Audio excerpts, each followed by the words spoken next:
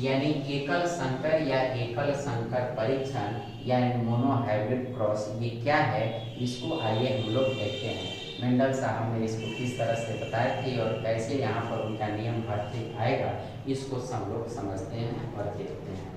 इसको हम लोग देखने के लिए सबसे पहले हम लोग एक ले लेते हैं उदाहरण के तौर पर, ये हम ले लेते हैं लाल फूल वाले पौधे, ठीक है ना।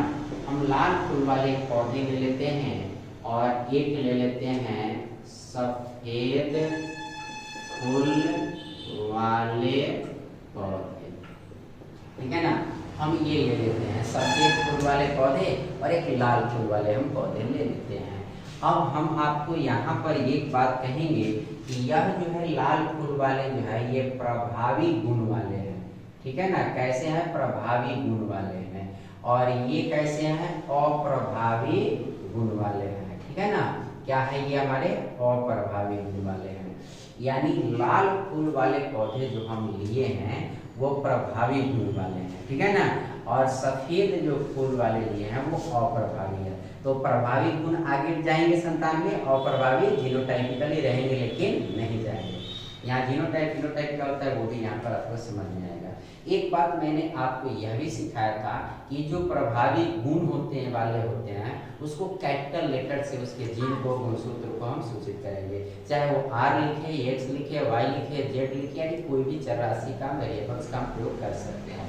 मैं यहाँ पर ले रहा हूँ आर, लेकिन आप ये भी जानते हैं कि युग्मक यानी गैमेट्स जो होते हैं हमेशा पेयर में यानी जोड़ा में होते हैं, यानी हमारा ये क्या हो जाएंगे, आर आर हो जाएंगे। कैपिटल मैंने लिखा क्यों, क्योंकि ये हमारा क्या है, हमारा प्रभावी गुण है, डोमिनेंट फैक्टर है ये, ठीक है ना। अब हम क्या करते हैं, अप्रभावी वाला को ये स्मॉल आर से लेते हैं, ठीक है ना। ये आप तो जानते ही हैं। और मेंडल साहब का नियम पढ़ने से पहले मैंने आपको जो बताया था युग्मक विकल्पी अवस्था, उसमें मैंने बताया था कि ये कभी भी गुणसूत्र यानी युग्म में यानी जोड़ा में पाए जाते हैं, इसलिए मैंने डबल आर लिखा, यहाँ भी डबल लिखा। यहाँ कैपिटल से लिखा क्योंकि ये प्रभावी गुण है, और ये स्मॉल से लिखा क्योंकि अप्रभावी है। मैंने यहाँ बात लिख भी दिया और ये दोनों का नाम लिख दिया।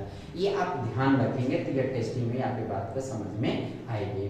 अब हम क्या करते हैं, इसको अब एक प्रयोग के आधार पर दिखाते हैं। अब हम यहाँ पर क्या ले लेते हैं कि ये आपका जो है कि हम यहाँ पर ले लीजिए कि आर और आर ले लीजिए, और यहाँ पर आर और आर ले लेंगे।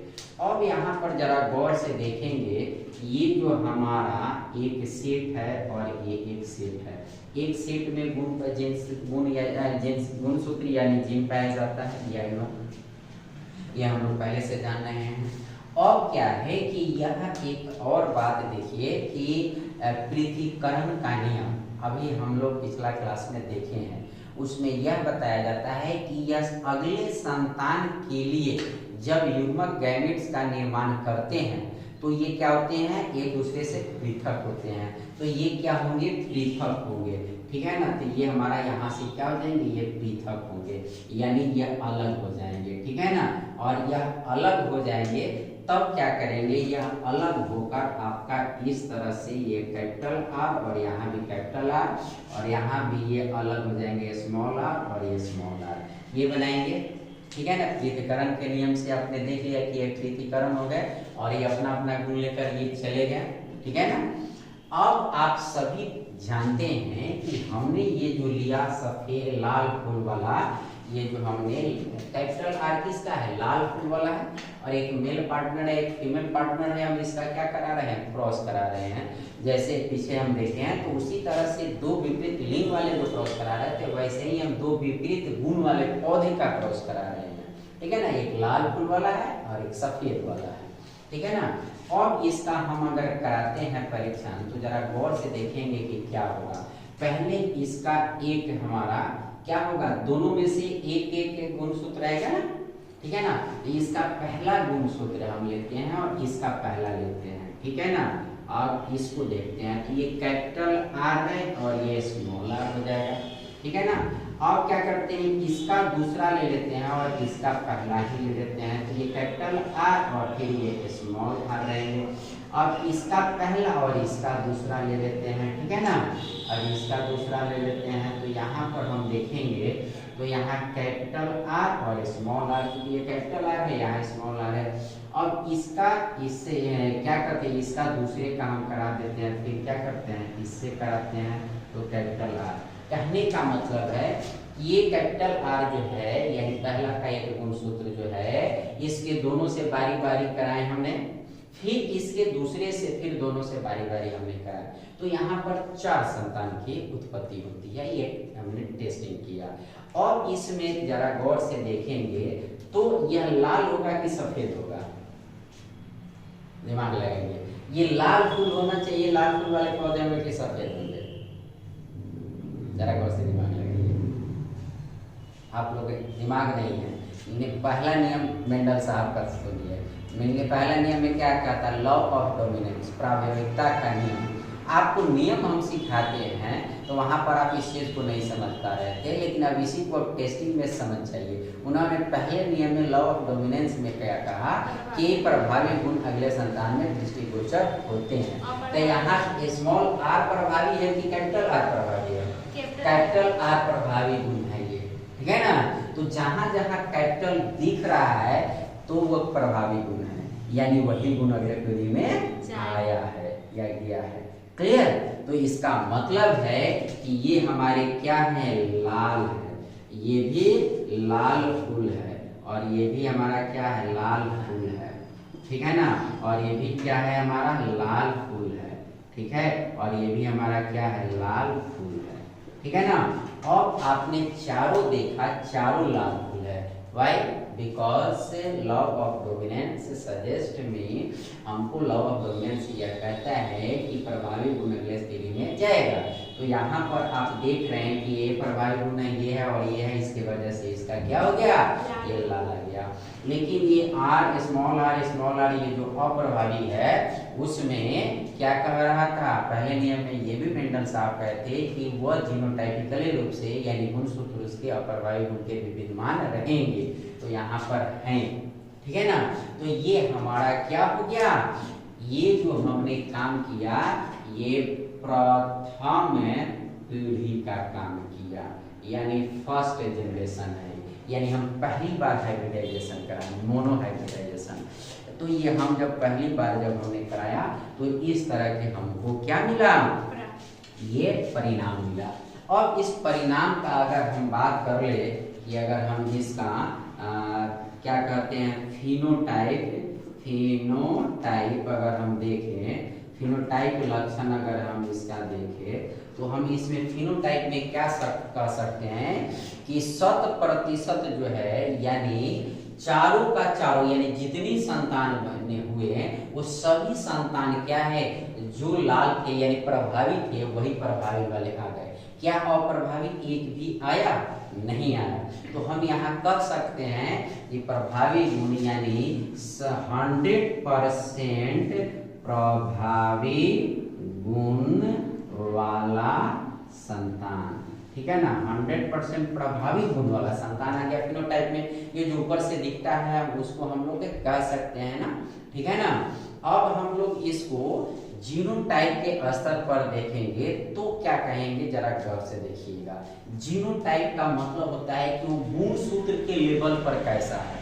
तो यह एक तो बात ये आपको पता है कि गुणसूत्र युग्म में होते हैं। उसका दूसरा नियम हमने 2 बातें बताया था, सम युग्म विकल्पीय अवस्था और विषम युग्म विकल्पीय अवस्था, ठीक है ना।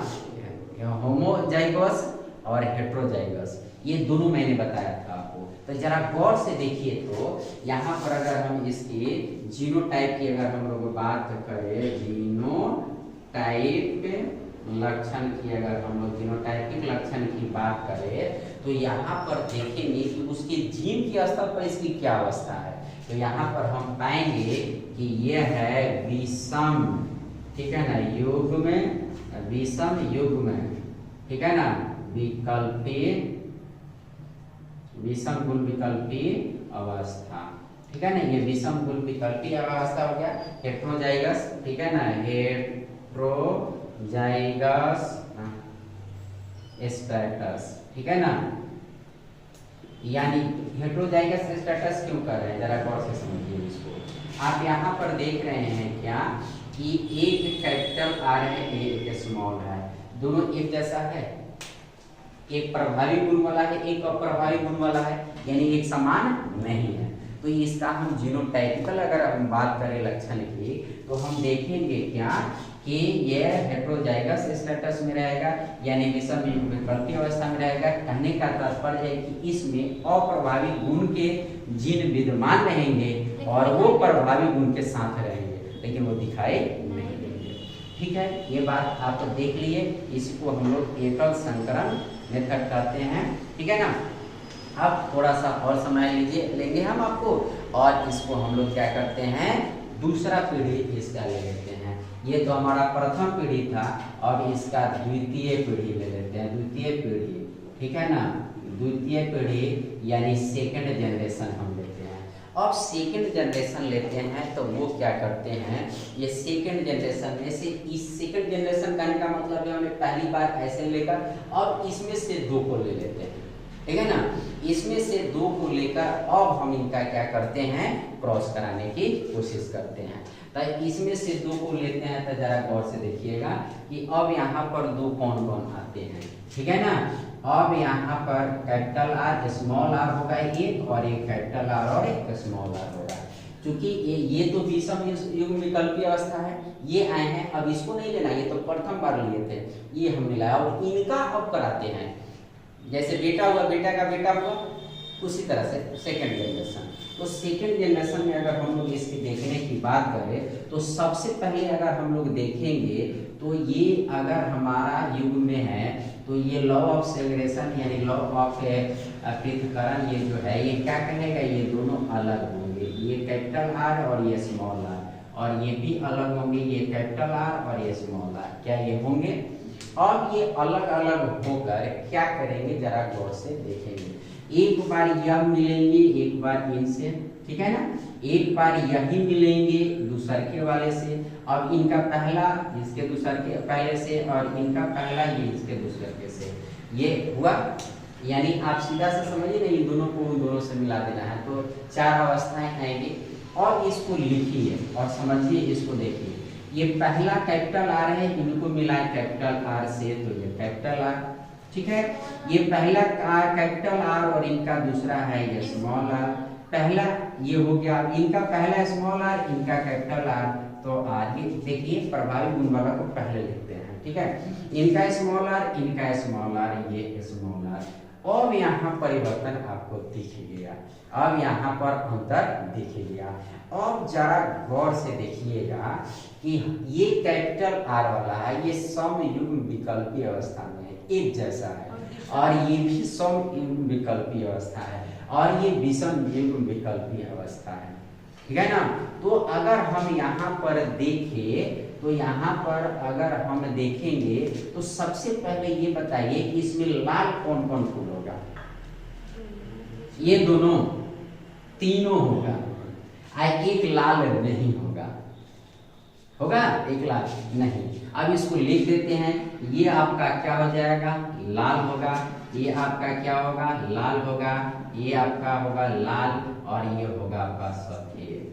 अब कहिएगा हमारा कि सर ये क्या कह रहे हैं, ठीक है ना, ये कैसे आप निर्णय ले रहे हैं कि वो लाल कैसे हो जा रहा है। तो आपको लॉ ऑफ डोमिनेंस क्या कहता है कि अगर किसी गुण सूत्र में अगर प्रभावी जीन है तो वही जीन दिखेंगे फिनोटाइप के रूप में, यानी शारीरिक परिवर्तन है।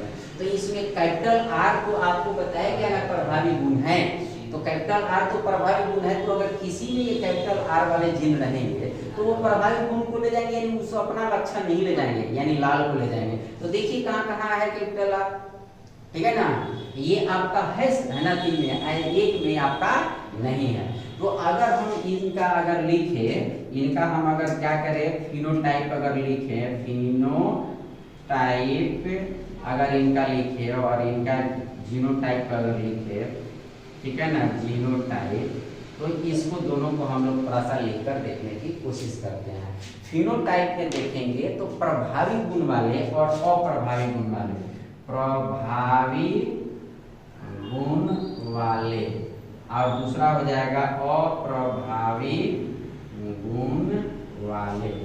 अब बताइए प्रभावी गुण वाले कितने हैं? प्रभावी गुण वाले 3 हैं, 1 2 3।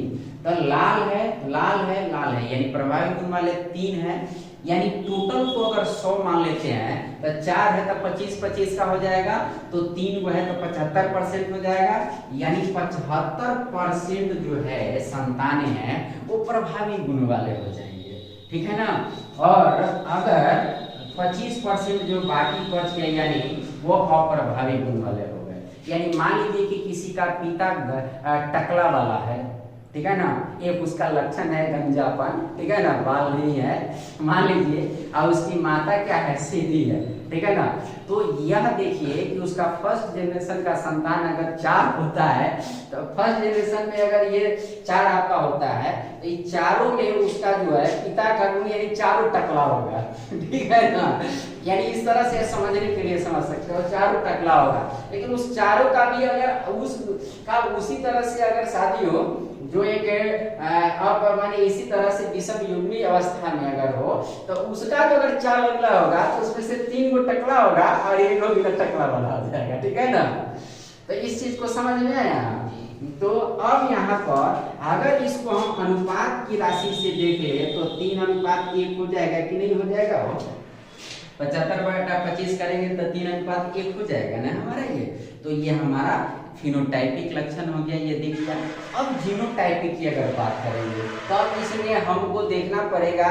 जीनोटाइप में अगर हम लोग देखें तो इसमें देखेंगे क्या कि अगर इसमें हमको मिलेगा कैपिटल R वाला दोनों वाला एक और एक ये वाला मिलेगा, ये आपका R और एक वो और मिलेगा, ये वाला 2 मिलेगा, और फिर क्या हमारा मिलेगा स्मॉल r वाला मिलेगा।